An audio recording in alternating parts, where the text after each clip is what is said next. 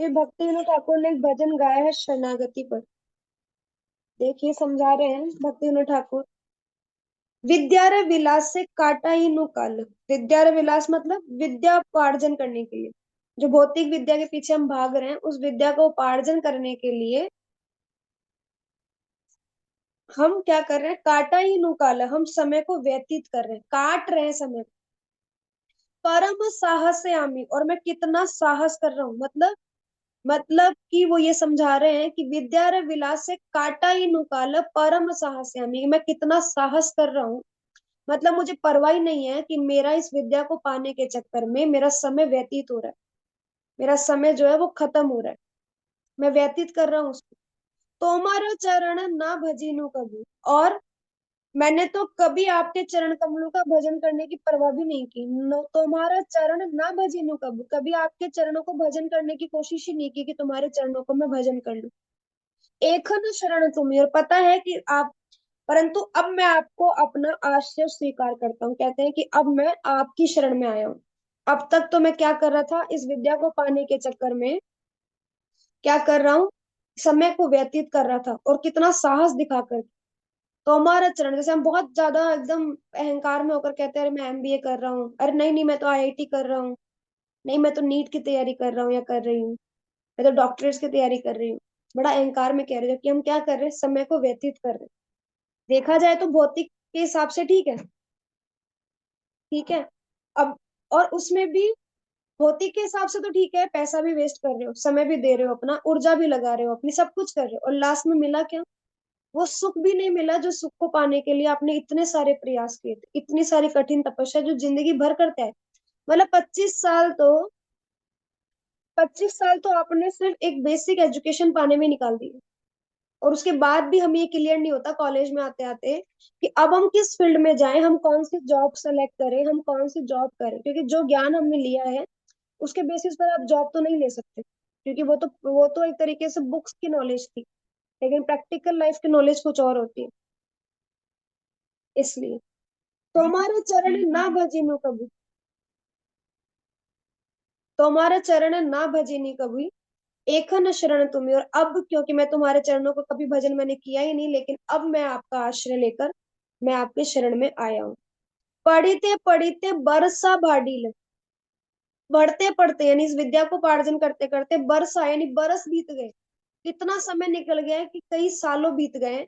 ज्ञाने गति हबे मानी, और क्या कहते हैं, भौतिक ज्ञान के द्वारा मुझे अपने जीवन का लक्ष्य प्राप्त हो जाए, मुझे विश्वास था, ज्ञान ने गति हबे मानी, मुझे क्या लग रहा था कि इस ज्ञान को पा करके मैं क्या कर लूंगा, मैं जो है वो अपने जीवन का लक्ष्य प्राप्त कर लूंगा।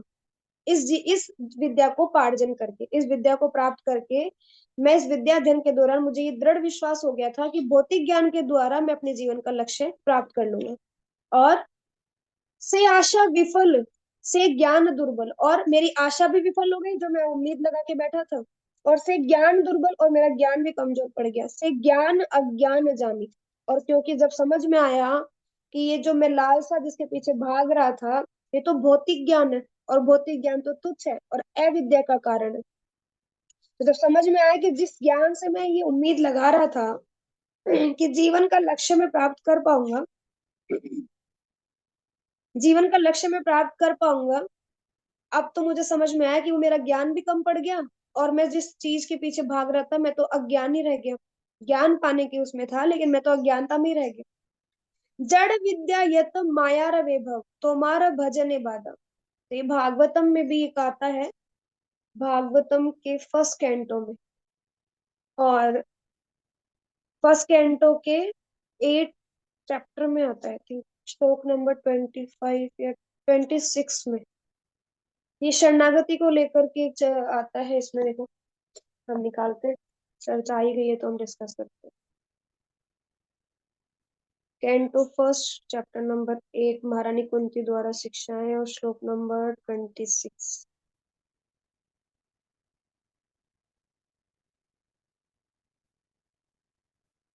जन्म ऐश्वर्य वाला जो श्लोक है, इसमें देखो क्या कहते हैं। तो यहाँ पर श्रीमद् भागवतम आप कोट लिख भी सकते हो कहीं पर, कि ये कहाँ रेफरेंस है। शरणागति के लिए पदार्थ को जानने से ज्ञान के बारे में बता रहे हैं कि क्या है इसकी। तो हम कहते हैं ना कि हम अच्छे कुल में पैदा हो गए हैं, हम अच्छे, हमारे अंदर बुद्धि है, तो ये उस चीज को समझा रहे हैं यहाँ पर। Shrimad Bhagavatam first canto chapter 8 26 number श्लोक में, जन्म ऐश्वर्य श्रुत श्री भी वेद मान मद पुमान नेवार्थ हत्ते विधातुम वे त्वम किम केचन किंचन गोचरम। क्या कहते हैं, हे प्रभु, आप सरलता से प्राप्त होने वाले हैं, लेकिन केवल उन्हीं के द्वारा जो भौतिक दृष्टि से अकिंचन है, जो सम्मानित कुल, ऐश्वर्य, उच्च शिक्षा तथा शारीरिक सौंदर्य के द्वारा भौतिक प्रगति के पथ पर आगे बढ़ने के प्रयास में लगा रहता है, वह आप तक एकनिष्ठ भाव से नहीं पहुंच पाता। क्या कहा है, दोबारा रिपीट कर देती हूँ। कहते हैं, भगवान तो बहुत सरलता से आप प्राप्त कर सकते हो, यानी आप सरलता से प्राप्त होने वाले हैं, आप भगवान को बहुत सरलता से हम प्राप्त कर सकते हैं, लेकिन केवल उन्हीं के द्वारा, लेकिन केवल उन्हीं के द्वारा जो भौतिक दृष्टि से अकिंचन है ना, जो भौतिक दृष्टि से अकिंचन है। अकिंचन मतलब जो भौतिक इन कार्यकलापों में, इन ज्ञान विद्या वगैरह अर्जन करने में, इन सब में इतना अपना समय को नहीं गवा रहा है, उनके लिए आप सरलता से प्राप्त किए जा सकते हैं।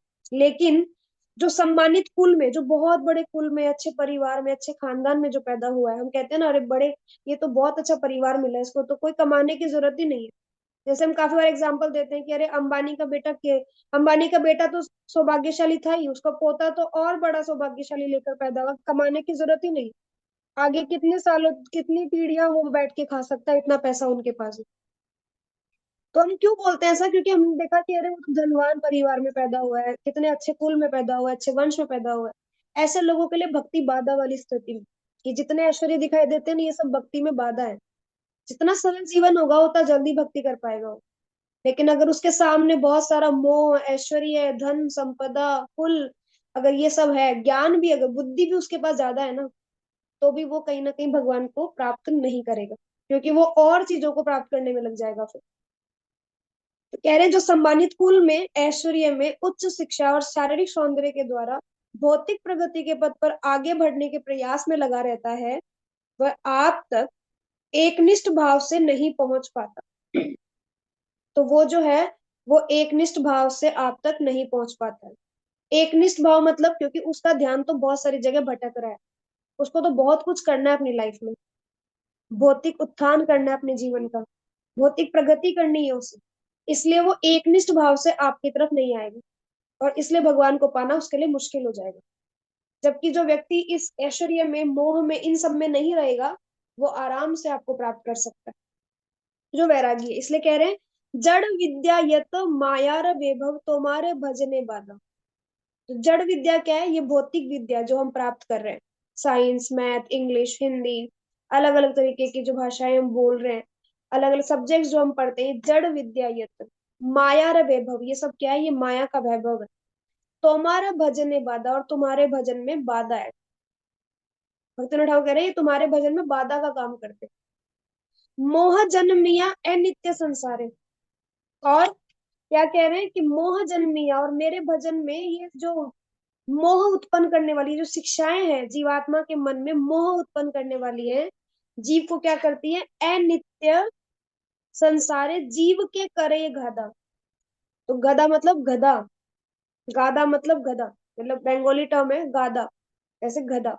कह रहे हैं कि अनित्य भौतिक जगत में उसको गधा बना देती है। गधा कैसी स्थिति में रहता है, हमने सबने सुना होगा कितनी बार, कि गधा क्या करता है, गधे के सामने गाजर लटका दी जाती है, उसको बोला जाता है कि थोड़ा और चलेगा तो गाजर मिलेगी, थोड़ा और चलेगा तो गाजर मिलेगी, लेकिन ना गाजर मिलती है, और ना गधे का प्रयास खत्म होता है, वो निरंतर चलता ही रहता है, चलता ही रहता है, लेकिन उसको वो सुख नहीं मिलता जो वो सोचता है कि गाजर को खा के, या गाजर मिलेगी तो मुझे सुख प्राप्त होगा। तो वो स्थिति उसकी नहीं आती, इतनी आसानी से तो उसकी वो स्थिति नहीं आती है ना, इसलिए कह रहे हैं। और आगे कहते हैं, सेई गधा है संसारेर बोझा बहिनु अनेक काल। और क्या कर रहा है, यही गधा जिसको संसार ने इस ज्ञान को देकर के गधा बना दिया है, संसारेर बोझा बहिनु अनेक काल, और अनेकों वर्षों से ये इस संसार के बोझ को गधा बन करके ढो रहा है। और हम सब यही तो कर रहे हैं। हमारे 5 पीढ़ी पहले पूछोगे तो, आप पूछो किसी से भी अपने परिवार में, पूछो दादाजी परदादाजी, उसके दादा क्या करते थे। कोई बोलता था खेती करते थे, कोई बोलता था कुछ और काम करते थे, कुछ बोलते प्रॉपर्टी का काम करते थे, है ना। कोई जमीनों का काम किया करते थे, कोई खेती बाड़ी वगैरह किया करते थे। तो इस तरीके से अलग अलग वो बताएंगे, है ना। अब इसमें आपको कहीं पे भी अगर ऐसा मिल जाए ना कि आपके वंश में पहले कोई ऐसा मिले जो भक्ति कर रहा हो, तो आप समझना कि सच में आप अच्छे कुल में पैदा हुए हैं। अगर कोई भक्ति करता हो व्यक्ति का, आप सुन लो कि हाँ आपके दादा परदादा या कोई और जो है, आप पीछे की पर जितनी पीढ़ियों के बारे में सुनोगे ना, बहुत रेयर ही ऐसा होगा जो ये सुनेगा कि हाँ हमारे दादा परदादाओं ने भक्ति की थी। लेकिन यहाँ पर यह आएगा कि वो अनेकों वर्षों से उसका पूरा कुल वंश जो है वो यही स्थिति करते हुए आया है, और आगे पिता भी यही चाहता है कि मेरा बच्चा भी यही करे। लेकिन जैसे ही बच्चा इस संसार को छोड़ करके थोड़ा सा भक्ति मार्ग पे आता है, तो वो हमें पसंद नहीं आता। क्यों? क्योंकि वो तो पीढ़ी दर पीढ़ी चलता आ रहा है ना, वो तो पीढ़ी दर पीढ़ी चलता हुआ आ रहा है। तो इसलिए उनको ऐसा लग रहा है कि ये तो गलत कर रहा है, अरे ये तो हम हमारे वंश के अगेंस्ट जा रहा है, ये तो हमारा नाम खराब कर देगा, ये तो कुल को डुबा देगा, ये कमा नहीं रहा, ये मतलब वो गधा नहीं बन रहा, लोगों के हाथों के कठपुतली नहीं बन रहा, तो वो आपके कुल को वंश को नष्ट कर देगा। हमारी कैसी मतलब कैसी मानसिकता हो गई है हमारी, कि वो किसी का नौकर नहीं बनेगा तो हमारे कुल का नाश हो जाएगा। अगर वो किसी और के नौकर को नहीं स्वीकार कर रहा, किसी की नौकरी को, तो हम सोचते हैं कि अरे वो क्या करेगा। सही गधा है संसारेर बोझा बहिनु अनेक काल, और अनेकों वर्षों से वो इस संसार का बोझा ढो रहा है। वार्धक्य एकन शक्तिर अभावे, कुछु ना ही लागे भाल। और इस अब तो मैं वृद्ध हो गया हूँ, भक्तिनाथ ठाकुर कह रहे हैं मैं वृद्ध हो गया हूँ, अब तो बोझा ढोने की स्थिति भी नहीं है मेरी। और शक्ति के अभाव में, क्योंकि अब शक्ति भी नहीं है कि मैं इतना टाइम चल पाऊँ, इतना कुछ कर पाऊं, शक्ति के अभाव में कुछ भी अच्छा नहीं लग रहा। क्या कह रहे हैं? किछु ना ही लागे भाल, कहते भालो आशी, हम कहते हैं ना कि मैं आशी की भालो आशी, हम बंगाली में कहते हैं कि कैसे हो, तो कहते हैं हम भालो आशी, अच्छा हो, ऐसा। तो इसलिए कह रहे हैं किछु ना ही लागे भाल। तो अब उसको कुछ भी अच्छा इस संसार में नहीं लग रहा। कौन कह रहे? भक्त ठाकुर कह रहे हैं मुझे कुछ भी अच्छा नहीं लग रहा इस संसार में अब। ये तब तक ही अच्छा जब तक की जवानी है, या भक्तिनाथ ठाकुर समझाने की कोशिश कर रहे हैं हमें कि ये जो चीजें आपको अच्छी लग रही है ना, ये तब तक ही अच्छी लग रही है जब तक की जवानी है, जब तक हाथ पैर चल रहे हैं। जैसे ही आपका, क्योंकि क्या, अगर हम देखें तो एक प्रसंग आता है पांडवों का। एक प्रसंग है जिसमें एक व्यक्ति होता है जो पांडवों के, जो ये 5 पांडव होते हैं, इनके पास जाता है और इन सबसे एक एक प्रश्न करता है। अभी कल परसों हम भागवतम के उसमें सुन रहे थे कि 4 प्रश्न वो अलग अलग पांडवों के पास जाता है और अलग अलग पांडवों से अलग अलग तरीके के प्रश्न करता है। वो पहले पांडव के पास जाता है और प्रश्न पूछता है। आप ध्यान से सुनना, मैं पूछूंगी कि ये किसके उदाहरण दिए जा रहे हैं यहाँ पर। तो पहला प्रश्न वो एक पांडव से पूछते हैं और कहते हैं कि मैंने पता है क्या देखा, मैंने देखा कि खेत में जो पुतला खड़ा होता है, हम सब जानते हैं पुतला खड़ा होता है, ऐसे करके खड़ा कर देते हैं पुतले को, नकली बना करके खड़ा कर देते हैं पुतला। तो व्यक्ति कह रहा है कि मैंने देखा कि एक पुतला जो है वो खेत में खड़ा है और वो खेत को ही खा रहा है। जबकि क्यों खड़ा करते हैं पुतले को? कि खेत की सुरक्षा के लिए, कि जानवरों को, पशु पक्षियों को ये लगे कि कोई इंसान खड़ा है, इसलिए हम पुतले को खड़ा करते हैं, नकली पुतले को, खेत की रक्षा करने के लिए।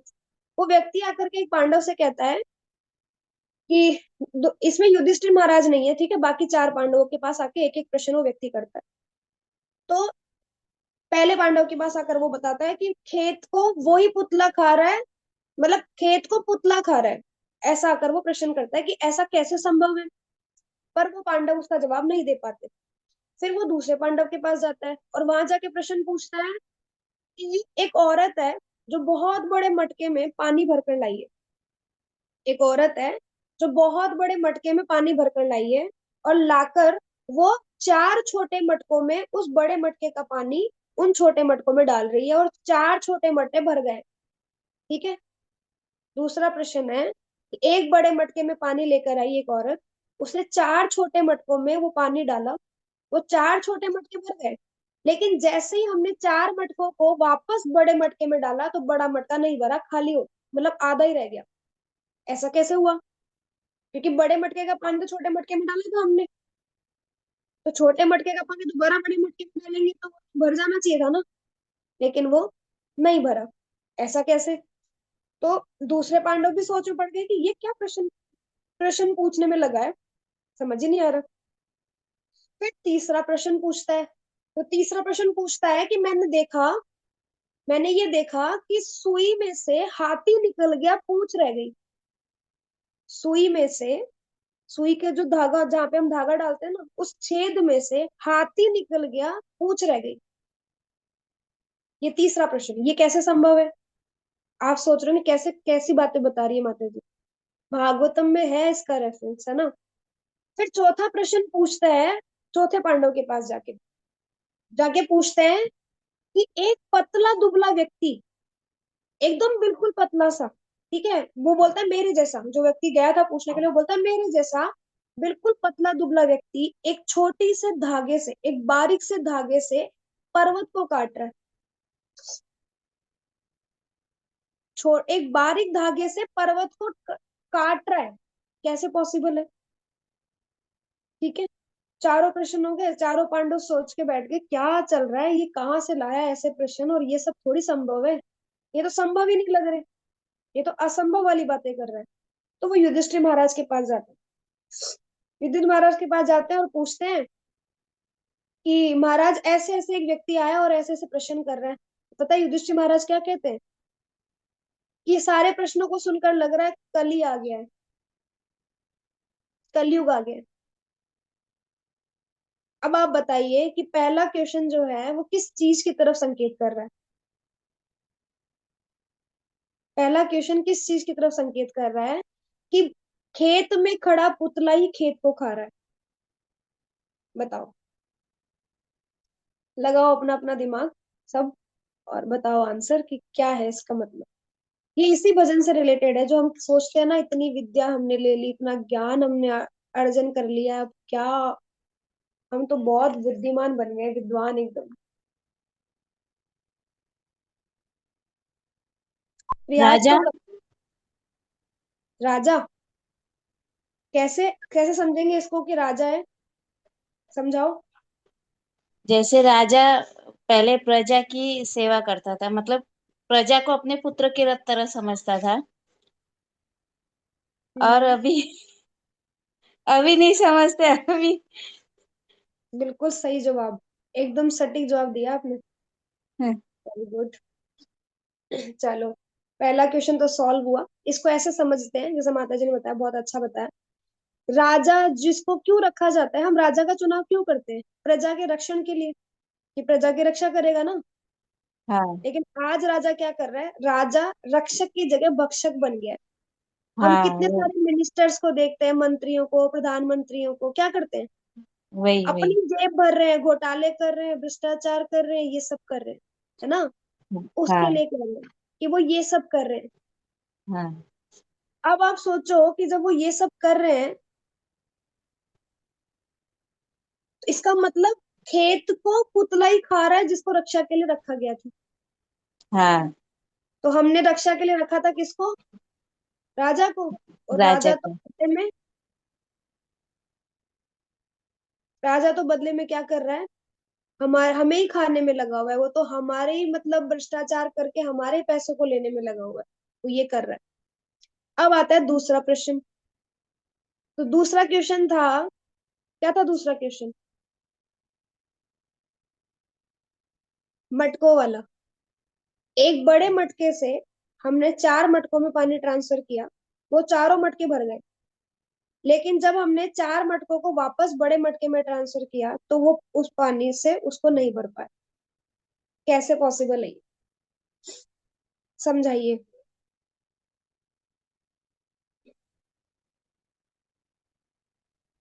या कुछ ऐसे व्यक्ति बैठे हैं जो जानते हैं इसका आंसर, लेकिन वो आंसर ना दे, बाकी लोगों से उम्मीद है कि वो आंसर दे।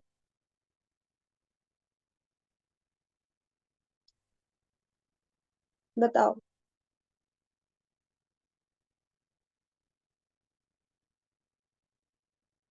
नहीं आता किसी को? इसका आंसर ये है, मैं बता देती हूँ। इसका आंसर ये है कि एक पिता अपने 4 पुत्रों का पेट भरण कर सकता है, पालन पोषण कर सकता है, उनको खिला पिला सकता है, उनको बहुत कुछ बना सकता है। लेकिन जब वो पिता वृद्ध होता है तो वही पिता उन 4 बेटों पर बोझ बन जाता है, और वो उसका लालन पालन, उसका भरण पोषण नहीं कर पाते। ये कलयुग का लक्षण है। समझ में आया?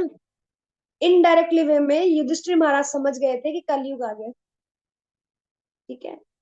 फिर तीसरा पॉइंट, तीसरा क्वेश्चन था, क्या था तीसरा प्रश्न? तीसरा प्रश्न ये है कि सुई में से हाथी निकल गया और पूंछ रह गई, कैसे?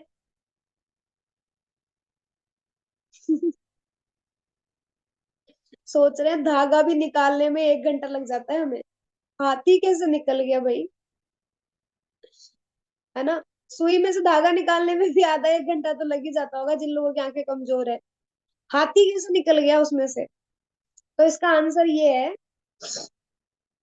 कि क्या होता है कलयुग में, अभी जैसे हम अपने आसपास देखते हैं, सब लोग पाप कर रहे हैं ना, और कुछ लोग तो बहुत ज्यादा पापी होते हैं, बहुत ज्यादा, और अपने आप को बहुत समझदार भी मानते हैं। उनको ऐसा लगता है कि हम बहुत विद्वान हैं, हम गलती भी कर लेंगे, पाप भी कर लेंगे, और पकड़े भी नहीं जाएंगे। ठीक है। तो बहुत पाप कर लेते हैं। मान लो, इसको एग्जांपल में समझते हैं। ट्रैफिक पुलिस खड़ी है रेड लाइट पे, और एक बाइक वाला क्रॉस कर रहा है रेड लाइट पर ही, जबकि उसको नहीं करना था, उसको वेट करना था। और जैसे ही वो क्रॉस होता है, तो भले ही वो खुद आगे निकल जाए, लेकिन पीछे से पुलिस वाला उसकी बाइक को पकड़ लेता है। ठीक है। तो हाथी तो निकल गया, लेकिन पूंछ पकड़ी गई। कहने का मतलब ये है कि कुछ लोग पाप करके ये सोचते हैं कि हम कितना ही बड़ा से बड़ा पाप कर ले हम बच जाएंगे, लेकिन वही पाप करने वाला व्यक्ति कुछ ना कुछ ऐसा छोड़ देता है जिससे वो पकड़ा जाता है। तो उसका पाप कितने ही गहरे हो, वो कितना ही हाथी जितना बड़ा पाप कर ले, कुछ भी कर ले, लेकिन लास्ट में उसकी पूंछ रह जाती है। मतलब कहीं ना कहीं तो वो फंस ही जाता है लास्ट में आके।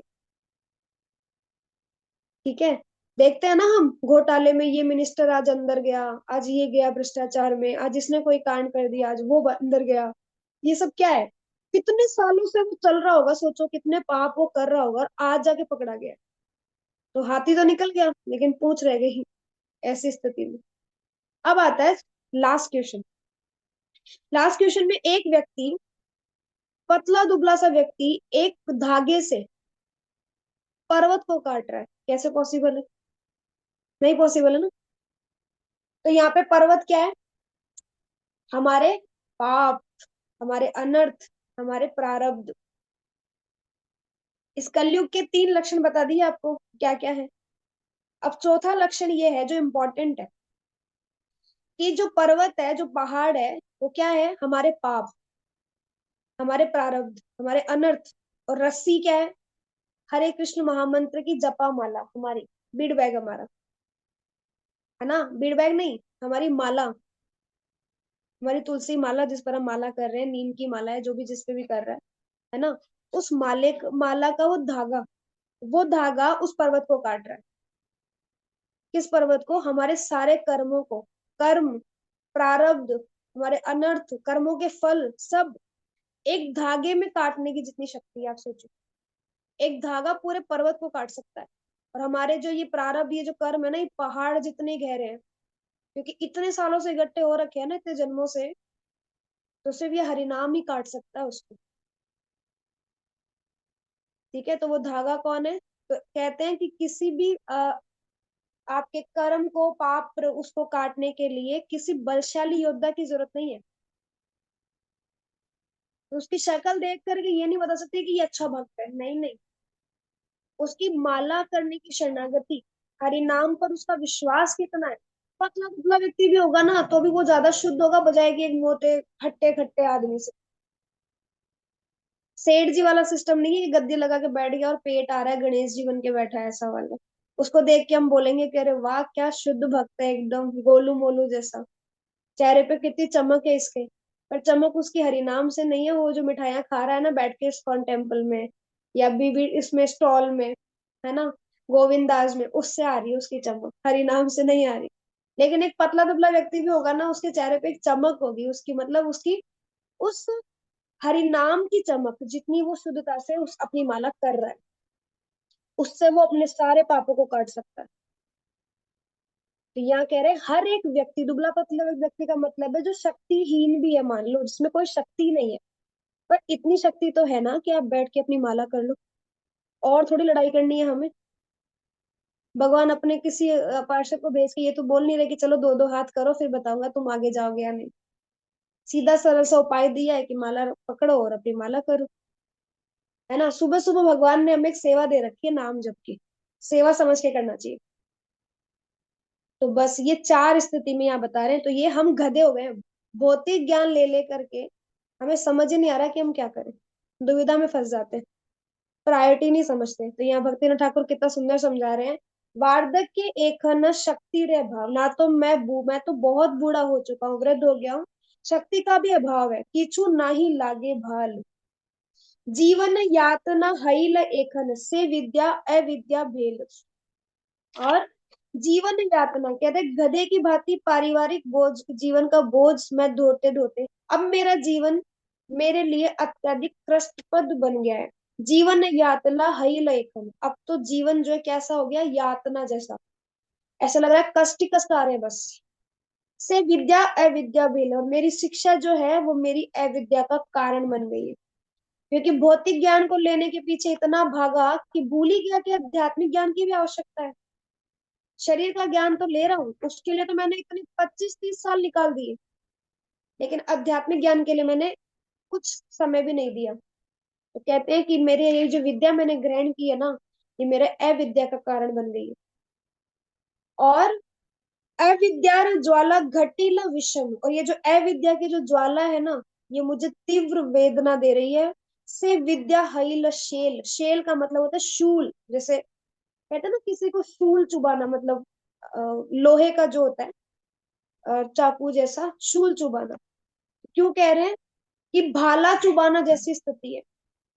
अविद्या रे ज्वाला घटीला विषम से विद्या हईल शेल, और जैसा ऐसी स्थिति है कि ये जो अविद्या है ना, ये मुझे इतनी तीव्र वेदना दे रही, क्यों दे रही है वेदना, कि इतना सब पढ़ लिख गए, 20-25 साल निकल गए, और अब जाके समझ में आया कि मैंने तो गलत पढ़ रहा था, जो पढ़ना चाहिए था वो तो पढ़ा ही नहीं। ना तो मैं खुद पढ़ा, ना मैंने अपने बच्चों को पढ़ाया। तो अगर मैंने भी नहीं पढ़ा तो भी मैं दुखी हो रहा हूँ, और मेरे बच्चों ने नहीं पढ़ा तो ना वो मेरा आदर कर रहे हैं ना सम्मान कर रहे हैं। तो वो वाली अगर आप बच्चों को संसार का ज्ञान ना दे करके शास्त्र ज्ञान देंगे, तो बच्चे आपके हिसाब से चलेंगे ना। आपने अपना खुद का नाश किया किया, बच्चों का भी नाश किया साथ साथ। बेटा हम कलेक्टर नहीं बन पाए तुम बनो, हम डॉक्टर नहीं बन पाए तुम बनो, हम गवर्नमेंट सर्वेंट नहीं बन पाए तुम बनो। तो हम कुएं में कूद तो गए थे पर हम निकल गए, लेकिन हम बच्चों को जानबूझ करके कुएं में धकेल रहे हैं कि तुम कूद जाओ। हम तो निकल आए थे लेकिन तुम कूद जाओ। वैसी स्थिति में देना है भौतिक शिक्षा भी साथ साथ में, क्योंकि जीवन उपार्जन करने के लिए आपको भौतिक शिक्षा की जरूरत भी पड़ेगी, लेकिन साथ साथ में आध्यात्मिक ज्ञान भी देना है ना। ये कह रहे हैं अविद्या ज्वाला घटिल विषम से विद्या हईल शेल, और ये जो विद्या है ना, ये ऐसी चुभ रही है भाले की जैसे मुझे, और ये निरंतर बढ़ती जा रही है इसकी वेदना। तुम्हारा चरण बिना किछु धन, संसार है ना आछे यार, और इस संसार में कुछ भी अच्छा नहीं है, तुम्हारे चरण जो है यही असली धन है। भक्ति विनोद जड़ विद्या छाड़ी, तू या पद करे सार। और ये भक्ति विनोद ठाकुर जो कह रहे हैं, जो अपने जमाने के मजिस्ट्रेट थे, डिस्ट्रिक्ट मजिस्ट्रेट, आज हमारे लिए कितनी बड़ी पोस्ट है, उस टाइम तो क्या होती होगी सोचो आप, क्या रुतबा होता होगा डीएम का। आज तो हजारों गाड़ियां रोड पे घूम रही है, उस टाइम तो डीएम की गाड़ियां रहती थी, जिसके लिए अंग्रेजों ने उनके घर के पीछे से ट्रेन छोड़ो पटरी निकाल पटरी बिछा दी थी। ऐसी विद्या, भौतिक विद्या में भी इतने निपुण, उसके बाद भी विद्या को गलत बता रहे हैं, कह रहे हैं क्या विद्या, ये तो मुझे तीव्र वेदना दे रही है ऐसी विद्या। तो हमारा चरण है बिना किछु धन, संसार है ना आचार, इस संसार में आपके चरणों के अलावा कोई अन्य धन है ही नहीं। भक्ति ठाकुर कह रहे हैं मैं भौतिक शिक्षा को त्याग कर आपके चरण कमलों को ही सार रूप में स्वीकार करता हूँ। तो आप मुझे अपनी शरण में लो। भक्ति विनोद ठाकुर जो इतने अच्छी पोस्ट पर है, इतना धन कमा रहे थे उस टाइम पर, ब्रिटिशर्स के टाइम पीरियड में, मतलब क्या। और वो कह रहे हैं कि ये विद्या जो है वो अविद्या का काम कर रही है मेरे लिए। और हम सोच रहे हैं थोड़ी सी डिग्री प्राप्त करके, जबकि हम तो किसी सरकारी पोस्ट पे भी नहीं है, फिर भी हम सोचते हैं हम पता नहीं कितना पढ़ लिख गए, क्या कर गए। दो चार इंग्लिश के वर्ड्स आने लगते हैं तो घर वालों को हम सोचे तुम तो गंवार हो, हमारे सामने तो तुम बोल भी नहीं सकते हो। माता पिता को तो हम नीचे दिखाने लग जाते हैं, है ना। आपकी शक्ति का प्रदर्शन वही करो जब सामने वाला आपके बराबर टक्कर का हो। जैसे कहते हैं निहत्थे पे वार नहीं करते युद्ध में, बराबर दोनों के पास तलवार होनी चाहिए वार करने के लिए। तो माता पिता के सामने क्या प्रदर्शन करना अपनी उसका पढ़ाई का, घर में क्या प्रदर्शन करना है, बाहर दिखाओ अपना रुतबा। देखा है ना, कुछ बच्चे ज्यादा पढ़ लिख जाते हैं तो वो माता पिता का सम्मान करना ही भूल जाते हैं। थोड़ा पैसा जेब में आया नहीं, हम भूल जाते हैं माता पिता है हमारे। ऐसी विद्या का क्या काम। ये थे श्लोक नंबर 40, आज पढ़ेंगे। वेरी इंपॉर्टेंट श्लोक, चैप्टर नंबर 2, श्लोक नंबर 40। ठीक है, सब निकाल सकते हैं। नेहा विक्रम नाशोऽस्ति, प्रत्यवायो न विद्यते, स्वल्पम अप्यस्य धर्मस्य, त्रायते महतो भयात्। इस प्रयास में न तो हानि होती है और न ही हास, अपितु इस पथ पर की गई अल्प प्रगति भी महान भय से रक्षा कर सकती है। इस प्रयास में, किस प्रयास में, भक्ति। नेहा विक्रम नाशो अस्ति, प्रत्यवायो न विद्यते। तो ना तो इस प्रयास में कोई हानि होती है और ना कोई हास होता है। आपने जो किया है ना, वो डिपॉजिट मनी की जैसे एक अकाउंट में बंद है। अब उसको कोई निकाल नहीं सकता आपके अलावा। ठीक है, ऐसा नहीं कि कोई खत्म कर देगा आपके जाने के बाद कि चलो इसकी मृत्यु हुई, चलो अब निकाल लाते हैं इसका धन जो इसने जोड़ा है अभी तक संसार का। ये भक्ति वो धन है जो और कोई नहीं निकाल सकता। आप ही को मिलेगा अगले जन्म के साथ में, वापस ये पैसा आप ही को मिलेगा। होता है ना, काफी बार कोरियर वाला आता है, बोलता है नहीं नहीं जिसका कोरियर है ना उसी को दूंगा। तो ये वही कोरियर है, ये वही पैसा है डिपॉजिटेड, जो हमने डिपॉजिट करा था वो हमें मिलेगा, किसी और कोई और नहीं छीन सकता। कि कोई हाथ से छीन सकता है पर भाग्य से नहीं छीन सकता, ऐसा हम कहते हैं ना। मान लो कोई हाथ में हमारे कोई चीज है, उसको कोई छीन सकता है, लेकिन क्या भाग्य से थोड़ी कोई चीज छीन सकता है हमारे। तो आपने जो कर्म कर दिया, जो भक्ति कर दी आपने, उस भक्ति को कोई नाश नहीं कर सकता, उसमें कोई हानि नहीं आती। जो भक्ति की है वो की है, 10% की है, 20% की है, वो बची रहेगी, अगले जन्म में फिर मिल जाएगी आपको। 20% की है तो अगले जन्म में 21 से शुरुआत होगी, 20 से नहीं। तो आप कहते हो ना, श्लोक याद नहीं होते, कुछ याद नहीं रहता, अगली बार सब याद रहने लगेगा। शुरू शुरू में ही समझ में आने लग जाएगा कि बहुत सारी चीजें आपको याद है ऑलरेडी पहले से, वो रिकॉल हो रही होंगी कैसा है। अभी विपरीत परिस्थितियों में घर मिला हुआ है, माता पिता सपोर्ट में नहीं है, बाद में माता पिता सपोर्ट में मिलेंगे भक्ति के लिए। भक्तों का संग मिलेगा शुरू से ही, बचपन से ही। अभी तो 25 20 30 साल के बाद में, 40 साल के बाद में हम भक्ति में आए, टाइम की शुरुआत से ही मिलेगा ये सब। इस प्रयास में न हानि होती है न हास, लेकिन इस पद पर की गई अल्प प्रगति भी महान भय से रक्षा कर सकती है। तो ये तो निश्चित है कि जो भक्त भक्ति कर रहा है, जो भी भक्त, वो नीचे वाले लोकों में नहीं जाएगा, नरक में तो नहीं है आपकी एंट्री। ये तो हम कल भी बात कर रहे थे कि नरक में नहीं जाओगे आप, है ना, सीधे ऊपर वाले लोगों की बात कर रहे हैं। कर्म का सर्वोच्च तात्पर्य में प्रभुपाद कहते हैं, जय श्रील प्रभुपाद, कर्म का सर्वोच्च दिव्य गुण है कृष्ण भावना मत में कर्म या इंद्रिय तृप्ति की आशा न करके कृष्ण के हित में कर्म करना। क्या कहा है, कर्म का सर्वोच्च दिव्य गुण है, क्या गुण है, कृष्ण भावना भवत में, कृष्ण भावनामृत में कर्म या इंद्रिय तृप्ति की आशा न करके कृष्ण के हित में कर्म करना। तो कल हमने कृष्ण भावनामृत के बारे में काफी पढ़ लिया डिटेल में, कि कृष्ण भावनामृत कर्म क्या है। जो भी आप कर रहे हो उसको कृष्ण की प्रशंसा के लिए करो, कृष्ण की खुशी के लिए करो, वही कर्म। ऐसे कर्म का लघु आरंभ होने पर भी कोई बाधा नहीं आती। लघु आरंभ मतलब मान लो आपकी शुरुआत हुई और दैत आ गई, आज शुरुआत हुई थी, 4 दिन बाद दैत लिखी हुई है, हमें नहीं पता मृत्यु कब लिखी है। 4 दिन की भक्ति भी आपकी जुड़ी रहेगी, जो आपको अगले जन्म में फिर मिल जाएगी। ना कभी इस आरंभ का विनाश होता है, ना तो लघु आरंभ होने पर कोई बाधा आती है, कि बाधा नहीं आती, और ना कभी इस आरंभ का विनाश होता है। भौतिक स्तर पर प्रारंभ किए जाने वाले किसी भी कार्य को पूरा करना होता है, अन्यथा सारा प्रयास निष्फल हो जाता है। जैसे हम मान लो किसी कॉम्पिटेटिव एग्जाम की तैयारी कर रहे हैं, अब अगर हम एग्जाम ही नहीं देंगे लास्ट में, तो वो सारी करी कराई मेहनत पानी में, ठीक है, फिर क्या मतलब उसका। लेकिन यहाँ पर जो भी आप काम कर रहे हो, मान लो आपने शुरू तो कर दिया लेकिन वो एंड नहीं हुआ था, एंड कैसे होगा, शुद्ध भक्ति से, तो वो नहीं हुआ, मृत्यु पहले ही आ गई, तो फिर क्या होगा, उसका विनाश नहीं होगा। ये ऐसा काम है जिसका प्रारंभ तो हुआ है, लेकिन जरूरी नहीं है कि आप उसको एंड कर पाओ इसी जन्म में, बाद में करना, जब समय मिले, अन्यथा सारा प्रयास निष्फल हो जाता है। किंतु कृष्ण भावनामृत में प्रारंभ किया जाने वाला कोई भी कार्य अधूरा रहकर भी स्थायी प्रभाव डालता है। तो भले ही चाहे वो अधूरा ही रह गया हो हमारा काम, लेकिन वो स्थायी होता है। अतः ऐसे कर्म करने वाले को कोई हानि नहीं होती, चाहे यह कर्म अधूरा ही क्यों ना रह जाए।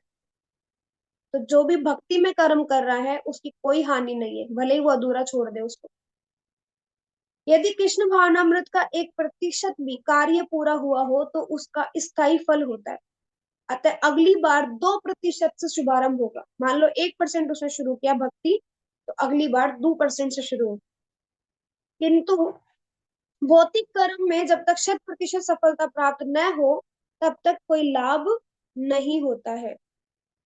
अजामिल ने कृष्ण भावनामृत में अपने कर्तव्य का कुछ ही प्रतिशत पूरा किया था, कुछ ही प्रतिशत पूरा किया था, है ना। किसने, अजामिल में ना, हम सबने सुना है अजामिल की कहानी तो। अजामिल ने कुछ ही प्रतिशत पूरा किया था, और उसके बाद वापस वो किसमें लग गया, वही विषय वासनाओं में, आसक्ति में, मोह में, गलत काम में, इन सब में लग गया। और फिर अंत में भगवान ने उसको वो दिखाया कि देखो, फिर भी भगवान ने उसको एक मौका दिया, लेकिन हमारे सामने नहीं आएगा। आप मत सोचना कि अजामिल की जैसे हम शुरू शुरू में तो अच्छा पुण्य पुण्य कर लो, भक्ति कर लो, बीच में मजे कर लो, अंतिम समय में भगवान हमें याद दिला देंगे। वो अजामिल की कहानी थी, आपके साथ रिपीट होगी या नहीं, नहीं पता, और इसी जन्म में होगी ये भी नहीं पता। तो उस पर डिपेंड नहीं रहना कि थोड़ा टाइम के लिए माला करते करते हम कुछ पाप तो कर ही लेते, क्या हो गया।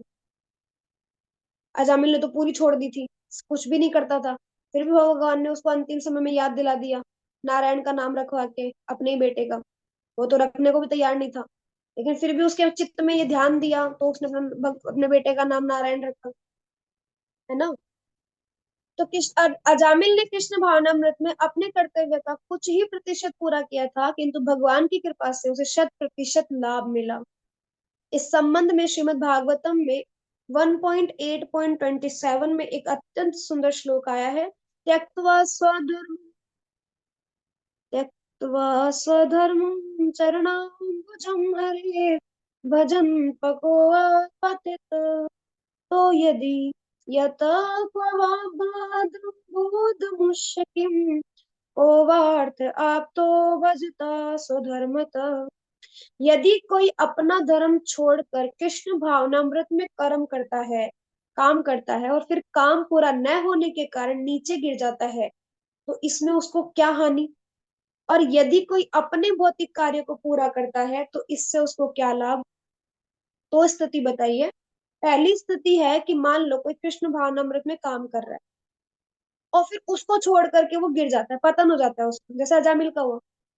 और दूसरी तरफ कोई ऐसा व्यक्ति है जो अपने भौतिक कार्य को पूरा कर रहा है, लेकिन उससे क्या फायदा उसको, भौतिक कार्य को पूरा करके क्या फायदा। आप एक बेटे होने का, बेटी होने का, पत्नी होने का फर्ज निभा रहे हो, क्या फायदा आपको, कोई फायदा है आगे जाके, नहीं। लेकिन कृष्ण भावनामृत कर्म करोगे ना तो उसका फायदा मिलेगा, उसमें कोई नुकसान नहीं है आपका, लेकिन भौतिक कार्य में नुकसान है। पूरी जिंदगी भर जिन परिवार के लिए हम भागे दौड़े सब कुछ किया, वही हमारे प्रॉब्लम के टाइम पे सबसे पीछे खड़े होके मिलते हैं, और वही हंस रहे होते हैं, वही सपोर्ट नहीं करते, ताने दे रहे होते। वही वाली स्थिति हो गई कि बच्चा थोड़ा सा भी आगे चला और गिर गया, तो माता उसको मार के बोलती, तुझे बोला था ना आगे जा, आगे मत जा, यही खड़ा रहना, लेकिन तूने बात नहीं मानी। तो बच्चा गिर गया, उसको लग गई, उसने गलती की, उसको सामने से और मार रहे हैं बजाय कि पुचकारने की कि बेटा चुप हो जा, कोई बात नहीं, लग गई। ठीक हो जाएगा, लग गई ठीक हो जाएगा, ये पुचकारने वाले लोग नहीं मिलते हमें, सामने से और ज्यादा लताड़ने वाले लोग मिलते हैं। दो बातें और सुनाएंगे, हम गलती करके आएंगे ना घर पे, तो हम सबसे पहले तो ये सोचेंगे कि माँ बाप क्या सोच रहे हैं, कल से तो घर से बाहर कदम भी नहीं रखने देंगे अगर बता दिया ये गलती की हमने। क्योंकि वो विश्वास हमने बनाया नहीं ना, पेरेंट्स वो विश्वास बना नहीं पा रहे अपना। वो पेरेंट्स पेरेंट्स बन के ही रहना चाहते हैं, वो फ्रेंड्स नहीं बनना चाहते, बच्चों के साथ घुलना मिलना नहीं चाहते, इसलिए। और फिर हमें डर बैठ जाता है अंदर, फिर हम सोच रहे होते हैं कैसे बताएं घर पे जाके हमने गलती कर दी। वो नहीं करना। इतने सारे भौतिक कार्यकलाप करने के बाद में भी अंतिम क्रिया तक कौन जाता है आपके साथ? कहते हैं पत्नी जो होती है घर की दहलीज के अंदर अंदर तक साथ निभाती है सिर्फ, बाहर भी नहीं जा सकती वो तो। आपको विदा करने के लिए शमशान घाट भी नहीं जा सकती आपकी पत्नी, फिर कैसा मोह रख रहे हो अपनी पत्नी से? बेटा शमशान घाट तक ले जाएगा ज्यादा से ज्यादा, जला के आ जाएगा। रिश्तेदार ज्यादा से ज्यादा आपके 13वीं 11वीं तक आ जाएंगे, उसके बाद खत्म। बताओ उसके बाद कौन याद करने वाला है आपको? कोई साथ जाने वाला है आपके? कोई नहीं जाने वाला। पर हम ये सब नहीं सोचते। करो, कर्तव्य के लिए मना नहीं है, भगवान अर्जुन को भी कह रहे हैं कि अपना कर्तव्य करो, तुम क्षत्रिय हो युद्ध करो, कह रहे हैं। लेकिन फर्क यह है कि उसको पूरी तरीके से ना उसके अंदर पूरा रम जाओ मत, कि हम तो 24 घंटे बस भौतिक कार्य ही करेंगे, जो करना है यही करेंगे, हम तो यही मरेंगे इसी संसार में, आगे किसने देखा ऊपर जाएंगे नीचे जाएंगे।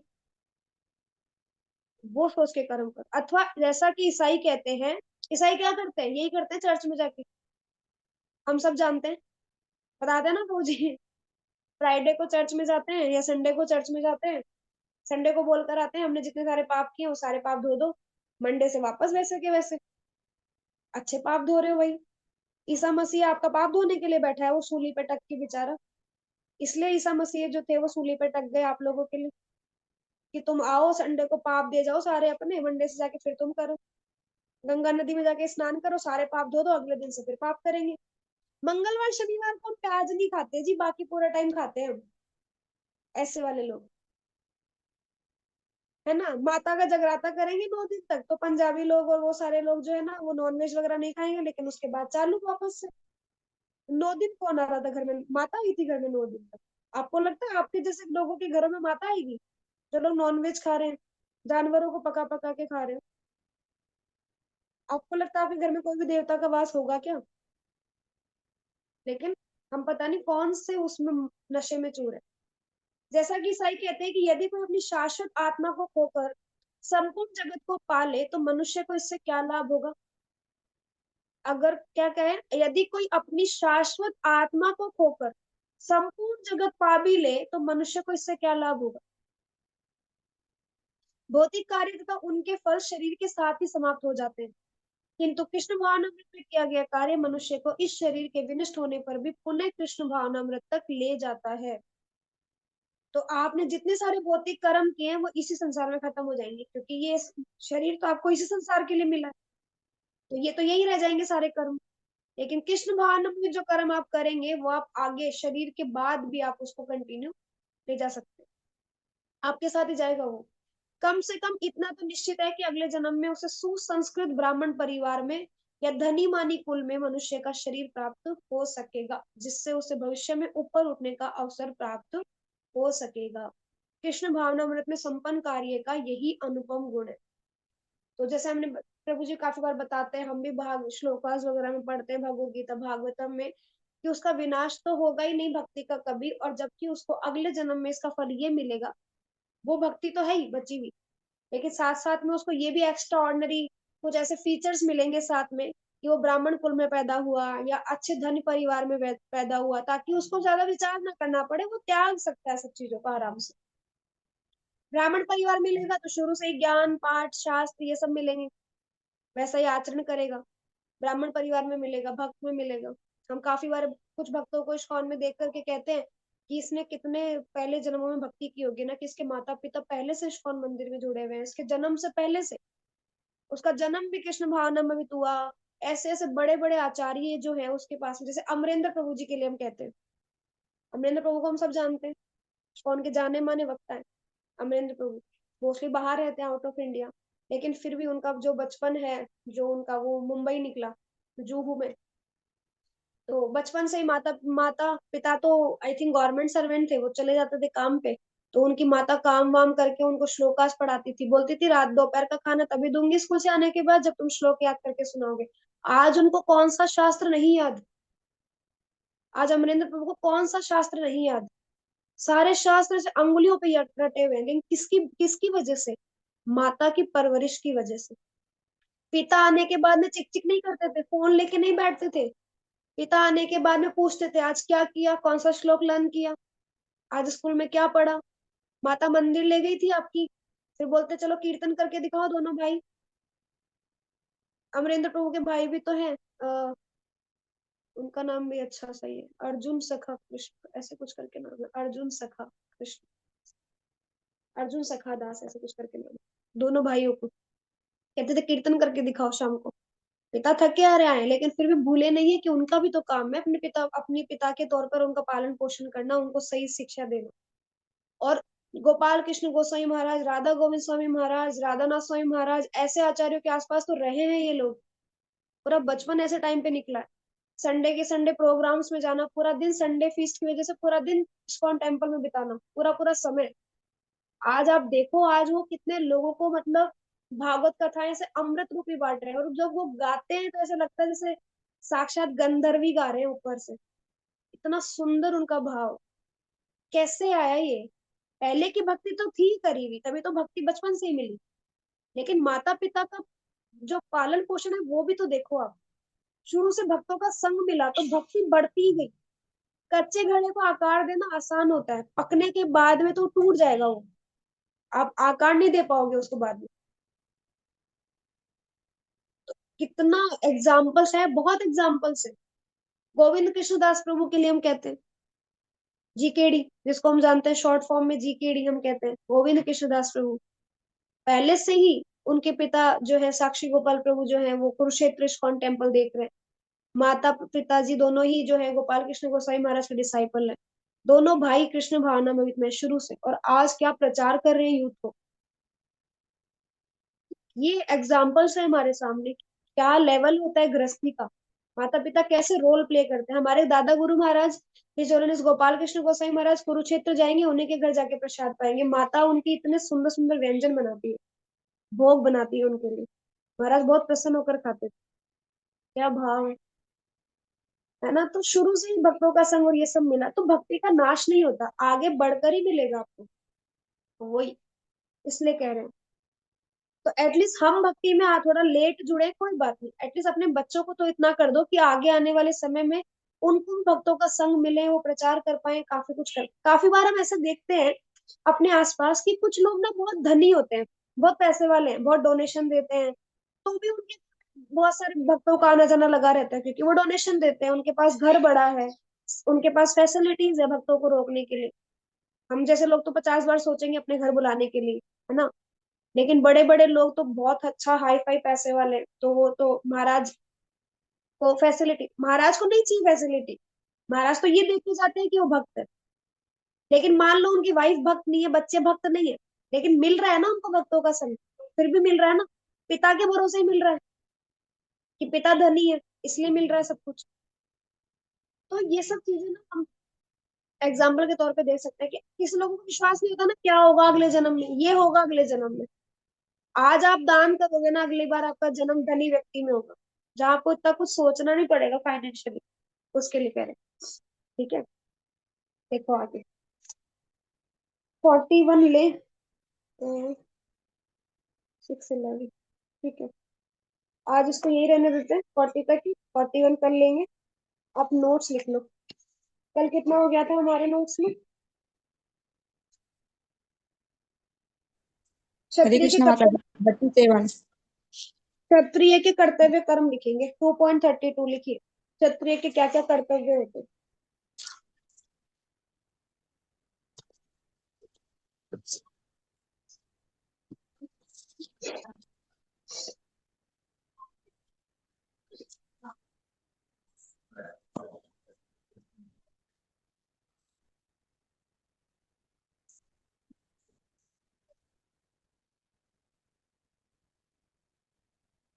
क्लास 6:45 तक हम क्लास एंड कर देंगे।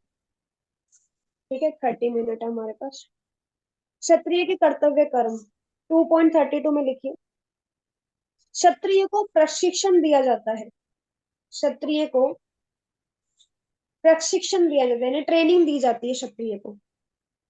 किस चीज की ट्रेनिंग दी जाती है? तो उसकी ट्रेनिंग होती है, फर्स्ट पॉइंट में लिखिए, प्रजा को सब कष्ट और दुखों से सुरक्षा करना। प्रजा की सब कष्ट और दुखों से सुरक्षा करना।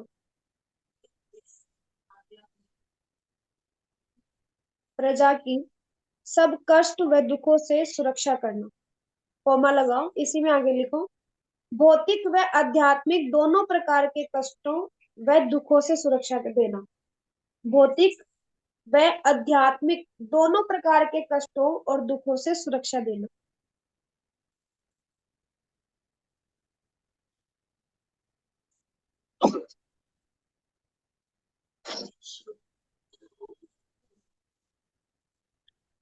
भौतिक व आध्यात्मिक दोनों प्रकार के कष्टों व दुखों से सुरक्षा देना।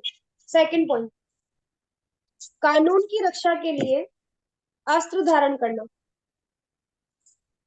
कानून की रक्षा के लिए अस्त्र धारण करना। कानून की रक्षा के लिए अस्त्र धारण करना तथा अपराधी को दंड देना। तथा अपराधी को दंड देना।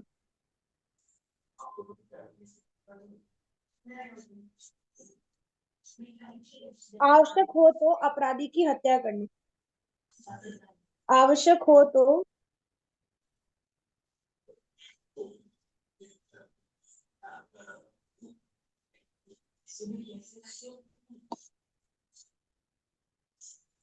यदि आवश्यक हो तो अपराधी की हत्या करना।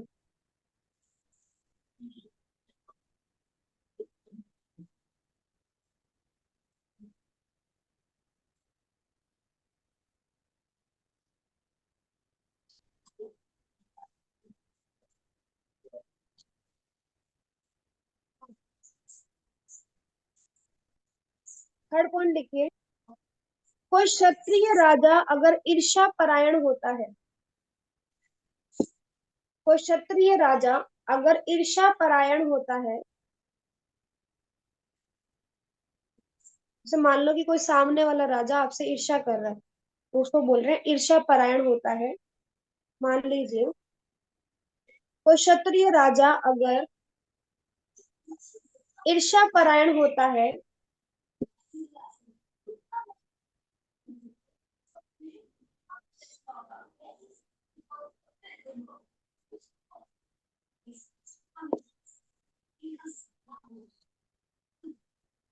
तो उस क्षत्रिय को पराजित करना चाहिए और उसे युद्ध के लिए ललकारना चाहिए। तो उस क्षत्रिय को पराजित करना चाहिए, उसे युद्ध के लिए ललकारना चाहिए।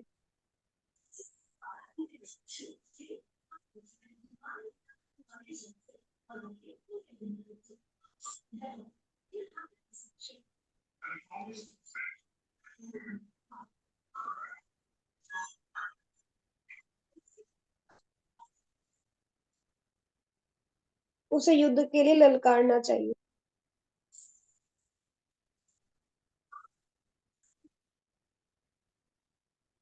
फोर्थ पॉइंट, धर्म नीति के अनुसार राज्य शासन करना चाहिए।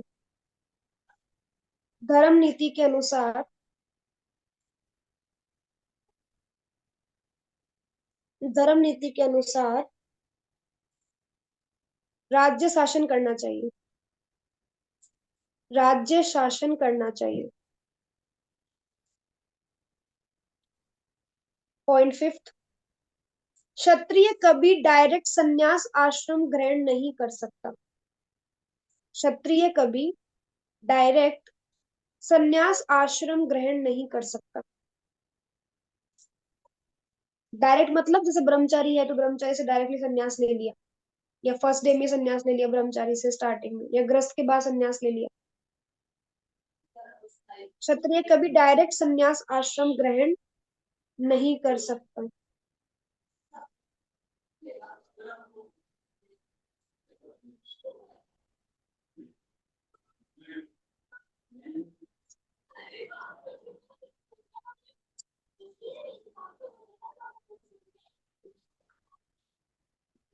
राजनीति में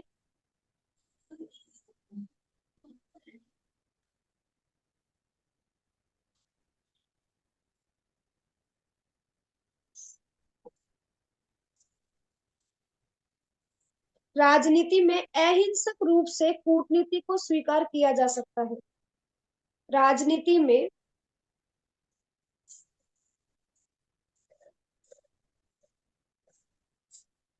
राजनीति में अहिंसक रूप से कूटनीति को स्वीकार किया जा सकता है।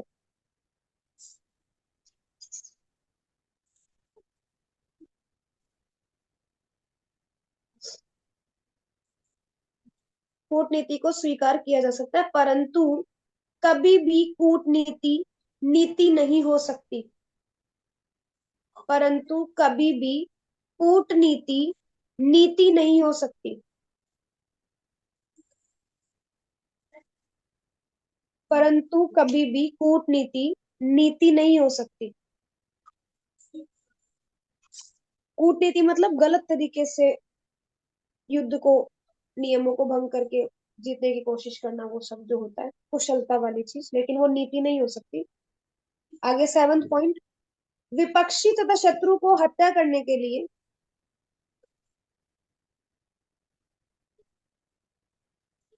विपक्षी तथा शत्रु की हत्या करने के लिए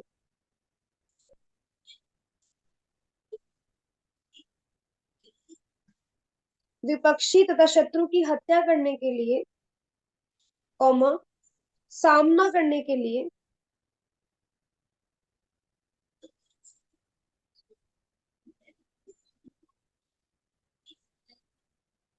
विपक्षी तथा शत्रु को हत्या करने के लिए, कॉमा, सामना करने के लिए एक क्षत्रिय को प्रशिक्षित होना होता है, यानी ट्रेनिंग लेनी होती है। एक क्षत्रिय को प्रशिक्षित या ट्रेनिंग लेनी होती है, क्योंकि क्योंकि धर्म युद्ध क्षत्रिय के लिए अनिवार्य है। क्योंकि धर्म युद्ध क्षत्रिय के लिए अनिवार्य है।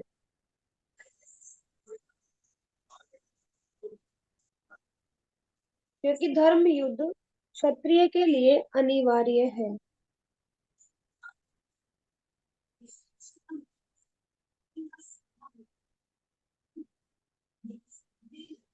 क्योंकि धर्म युद्ध क्षत्रिय के लिए अनिवार्य है। पॉइंट नंबर 8,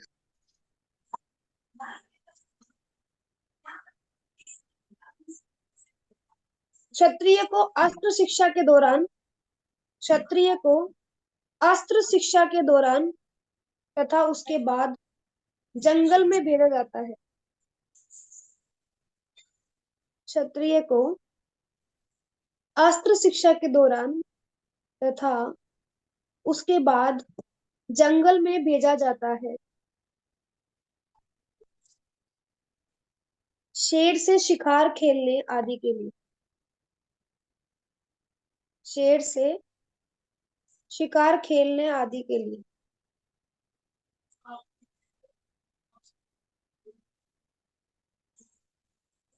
शेर से शिकार खेलने आदि के लिए। और यदि वह शेर मर जाए तो यदि वह शेर मर जाए तो उसका वैदिक विधि से दाह संस्कार किया जाता है। यदि वह शेर मर जाए तो उसका वैदिक विधि से दाह संस्कार किया जाता है।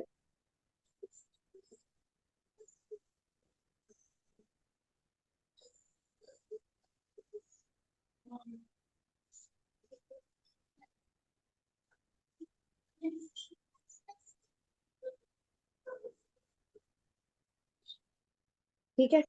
अब जैसे इसमें एग्जाम्पल में हम ऐसे समझ सकते हैं कि जैसे हम, मैंने बताया था कि अगर किसी पशु की बलि दे रहे हैं हम, है ना, ये तो क्षत्रिय ने मार दिया शेर को, क्योंकि हो सकता है कि वो जंगली शेर हो या किसी पे हमला कर सकता है, तो लोगों को बचाने के लिए क्षत्रिय ने मार दिया। पहले तो इस तरीके से आखेट खेले जाते थे।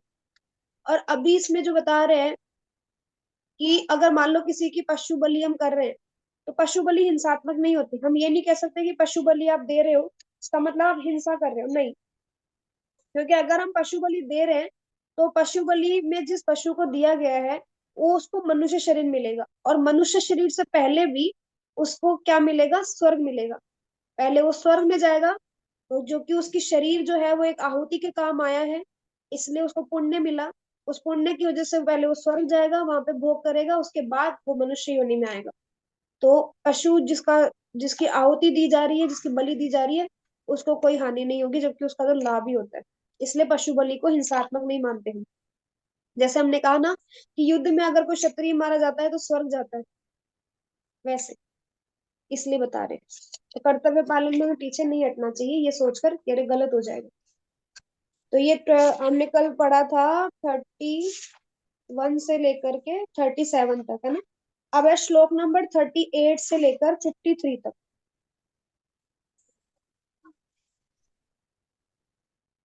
वो हम कल करेंगे। श्लोक नंबर 38 से 53 हम कल करेंगे, ठीक है, क्योंकि अभी हम चल रहे हैं 40 में। हाँ, तो आराम से कर लेंगे साथ साथ में, कोई दिक्कत नहीं है। तो अब किसी का कोई प्रश्न है तो पूछ सकते हैं। आज की क्लास से, आज के भजन से आपने क्या सीखा, आपकी क्या लर्निंग्स रही है, आप शेयर कर सकते हैं अपनी।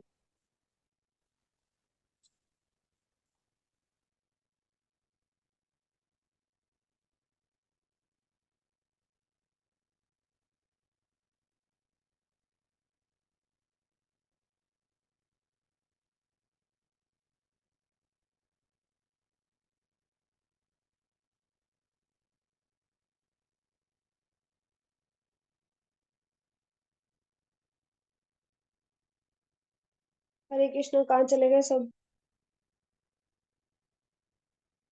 क्लास यही एंड करें, किसी को कुछ कहना है, कुछ पूछना है। आज आप लोग श्लोक सुना रहे थे, चलो श्लोक सुनेंगे आज।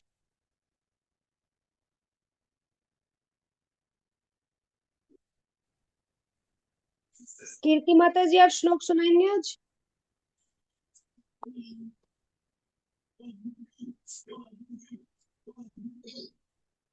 कीर्ति माता जी,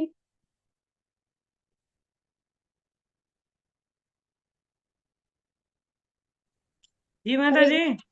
श्लोक सुनाएंगे क्या, श्लोक याद किए हैं क्या भगवत गीता से। नहीं माता जी, अभी थोड़ा हम बिजी हैं। ऐसे हम पढ़ सकते हैं, अभी सुना नहीं पाएंगे, मुझे अभी याद नहीं है। अभी ठीक है हमने फिर। मैसेज में भेजा था ना, थोड़ा सा ऑपरेशन हुआ है सासू माँ का, तो थोड़ा बिजी हैं। ओके ओके, क्लास फिर हम भी कर लेते हैं, लेकिन अभी उतना टाइम नहीं, मतलब उतना टेंशन नहीं दे पा रहे हैं। कोई बात नहीं, समझते हैं हम। हाँ। घर और की मेरी जिम्मेदारी। थोड़ी ना तबीयत भी नहीं ठीक चल रही माता जी, थोड़ा सा इधर मौसम इतना बेकार है ना, उसकी वजह से फीवर है बहुत ज्यादा, मतलब। अच्छा, फिर भी रेगुलर क्लास आप ले रहे हो, बहुत अच्छी बात हाँ, नहीं क्लास तो करेंगे ही ना, मतलब जैसे क्लास से पता चलता है ना कि क्या मतलब चल रहा है। है। नहीं नहीं, अच्छा, ये तो आपकी और आप शरणागति। इतनी अच्छी क्लास भी करती है ना, कि इसलिए और लगता है कि नहीं, ज्ञान लेना बहुत जरूरी।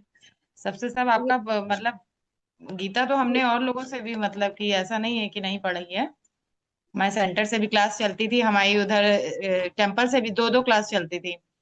लेकिन हम्म सबका समझाने का बताने का तरीका अलग अलग होता है ना। यस। हाँ। क्योंकि आपके जितनी एज की कोई भी नहीं थी, सब माता जी थी, तो थोड़ा सा सबका समझाने का होता है ना कि थोड़ा सा अलग हो जाता है। तो हमें हम्म इसीलिए हमने सबकी क्लास छोड़ के आपकी ज्वाइन की है। हम्म बात उसकी नहीं है, एक्चुअली होता क्या है ना कि मेरे पे ज्यादा गुरु महाराज की कुछ ज्यादा ही कृपा है, इसलिए वो खुद ही जी क्लास जी दे जी। रहे, मैं माध्यम हाँ, हूँ। वो तो हमने देखा है ना, मायापुर में हमने देख लिया है ना खुद ही। क्या। हाँ, वो तो हमने नहीं नहीं। देखा है। तो इसीलिए हमने दो दो क्लास समझ लीजिए अपनी छोड़ी है, 12 बजे मेरी दो क्लास चलती है, एक टेम्पल से एक सेंटर से, हमने दोनों क्लास छोड़ के आपकी ज्वाइन की है। आपकी कृपा है, वो तो आपका हाँ। आशीर्वाद है, नहीं, भक्त मेरी कृपा नहीं, आपके ऊपर कृपा है। ये तो मैं कह सकती हूँ हाँ कि गुरु महाराज की कृपा है कि वो ही हाँ मुझे निमित्त बना करके बोल रहे होते हैं, मुझे तो पता भी नहीं होता, हाँ मैं तो क्लास सुनती हूँ कि मैंने क्या बोला। तो फ्लो हाँ। फ्लो में हम क्या बोल रहे होते हैं नहीं पता होता नहीं तो। नहीं, जो भी बोलती है फ्लो फ्लो नहीं माता जी, आप बहुत सीरियस हैं भक्ति में, ऐसा होना ही चाहिए। अगर हम कुछ कर रहे हैं, अगर टाइम दे रहे हैं, तो अगर उस चीज में हम सीरियस है तो उसका हमको पूरा बेनिफिट मिलेगा, तो वो बहुत अच्छी बात है। अभी मेरे को मेरी भी सीरियस ही होना है, लेकिन अभी थोड़ा मैं फैमिली में थोड़ा बिजी हूँ, थोड़ा टाइम नहीं दे पा रही हूँ। मुझे भी नोट्स वगैरह बनाने हैं, मुझे भी सब कुछ करना है, लेकिन थोड़ा टाइम नहीं दे पा रहे हैं माता जी। थोड़ा तबीयत भी नहीं सही है, थोड़ा घर पे ही बिजी रहते हैं थोड़ा, कोई तो इस बात वजह नहीं, आप से। जितना जितना कर रहे हो उतना अच्छा है। और धीरे धीरे सब प्रगति कर ही लेंगे एक दूसरे के साथ से। जी यहाँ जी। मुझे भी प्रगति करनी, मैं भी थोड़ी सी लालची हूँ कि थोड़ा बहुत मैं भी हाँ।